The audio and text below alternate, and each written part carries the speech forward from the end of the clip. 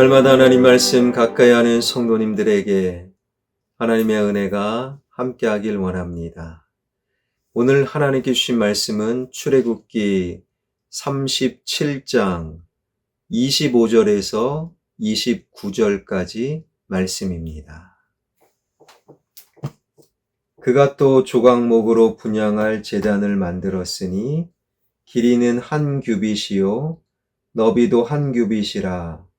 네모가 반듯하고 높이는 2규빗이며 그 뿔들이 제단과 연결되었으며 제단 상면과 전후 좌우면과 그 뿔을 순금으로 싸고 주위에 금테를 둘렀고 그 테 아래 양쪽에 금고리 둘을 만들었으되 곧 그 양쪽에 만들어 제단을 매는 채를 꿰게 하였으며 조각목으로 그 채를 만들어 금으로 짰으며 거룩한 관유와 향품으로 정결한 향을 만들었으되 향을 만드는 법대로 하였더라. 아멘. 우리는 지금 성막을 구체적으로 만드는 하나님의 말씀을 살피고 있지요. 성막, 성소 안에 3가지 성물이 있었는데 먼저 진설병상 그리고 금등잔인데 오늘 살필 것은 바로 분향단입니다. 부살렐이 조각목으로 분향단을 만들고 그리고 금으로 분향단을 쌉니다. 그리고 그 위에 전후 좌우를 금으로 싸고 뿔도 금으로 싸고 금테도 두르게 되지요. 그런데 오늘 본문에서 우리가 중요하게 여길 부분은 바로 28절입니다. 조각목으로 그 채를 만들어 금으로 쌌으며 분향단뿐만 아니라 채, 즉 막대기, 분향단을 이동할 때 사용하는 막대기, 채도 조각목으로 만들고 금으로 쌌다라는 겁니다.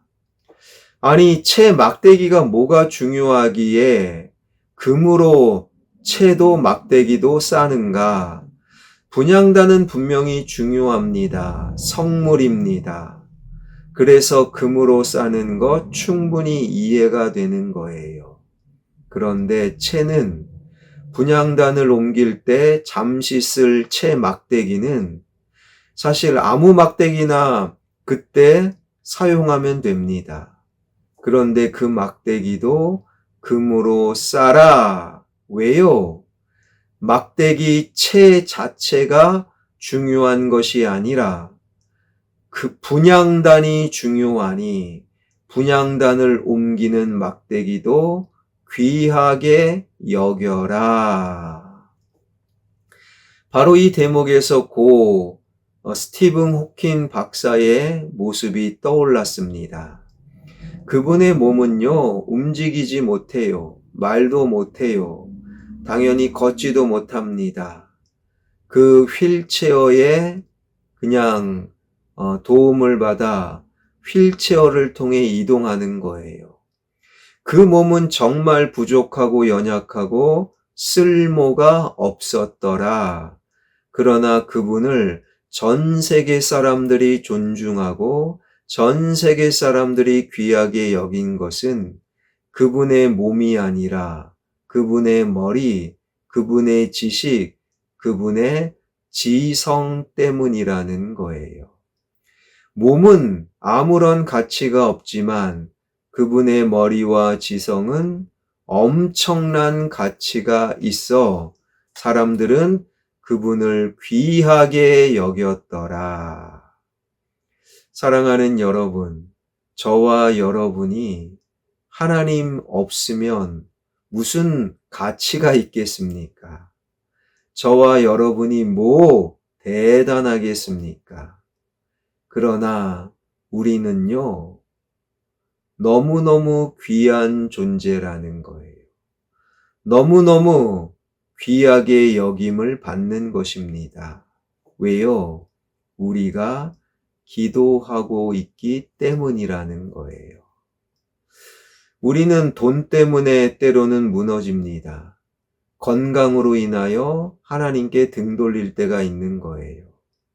눈앞의 이득을 위해 알고 있는 말씀, 모른 척하고 그 순간은 말씀을 잊어버리는 경우가 있는 거예요.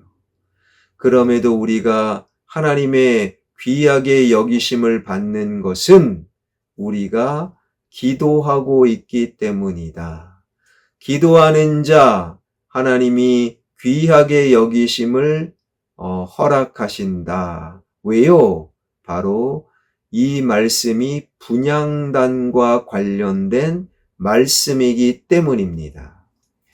분향단에서 올라오는 향, 그 향은 과연 어떤 의미인가? 계시록 5장 8절은 정확하게 알려주고 있는데요.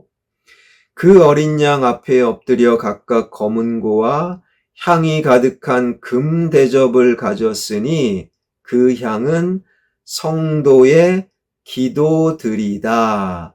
그 향은 성도의 기도들이다. 분향단에서 하늘로 올라가는 향은 우리의 기도들이다. 우리가 기도할 때 하나님은 우리를 귀하게 여기신다. 이것이 바로 분향단을 통해 우리가 알게 되는 하나님의 뜻이요 마음이라는 거예요. 여기서 우리가 그냥 지나치면 안 되는 것은 분향단에 세워지는 뿔, 바로 뿔이라는 거예요. 26절입니다.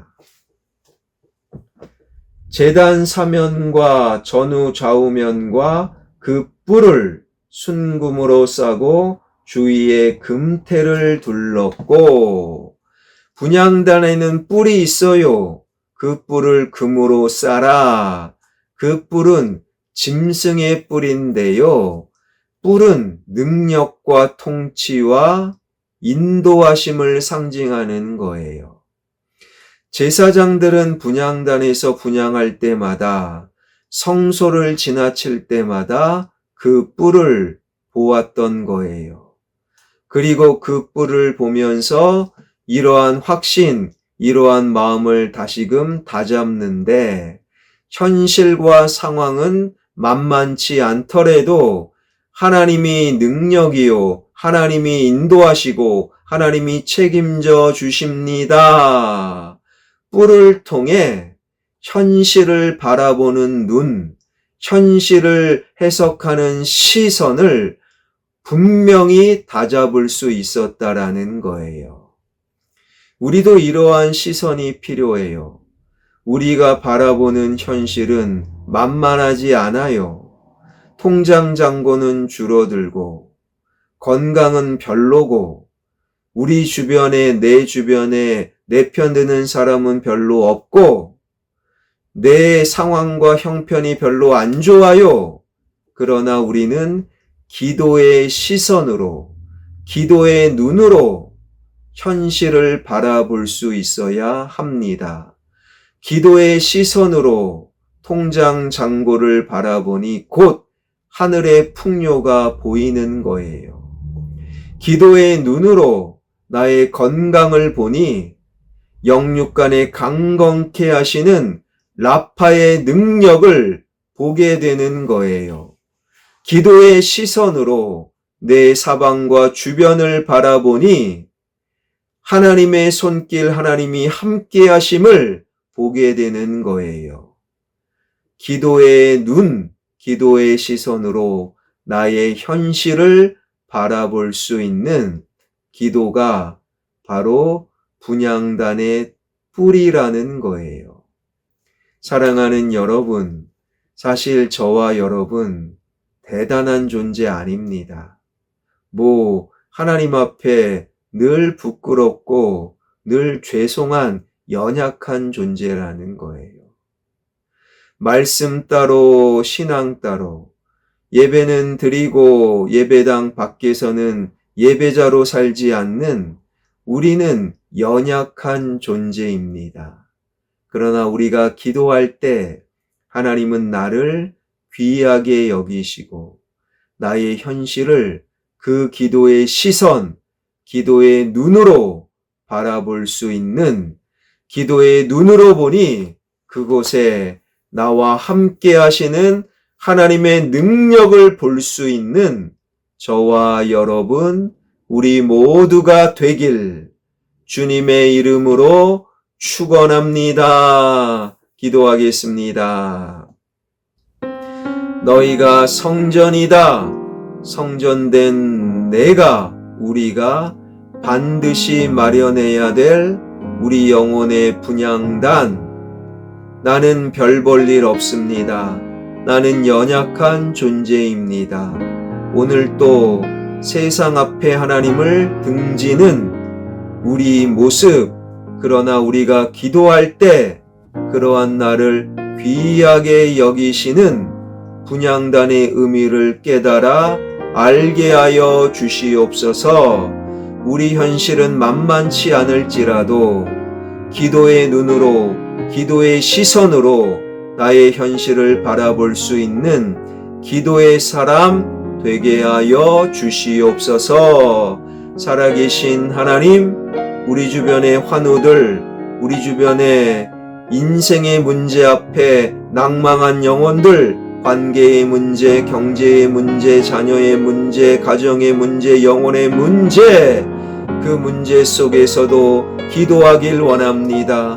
그 기도는 믿음의 기도 되게 하여 주시옵소서. 믿음의 기도는 기적을, 믿음의 간구는 병고침의 능력이 있는 줄 믿사오니 믿음의 기도, 믿음의 시선으로 나를 둘러싼 문제를 바라볼 수 있는 화평의 가족들 되게 하여 주옵소서.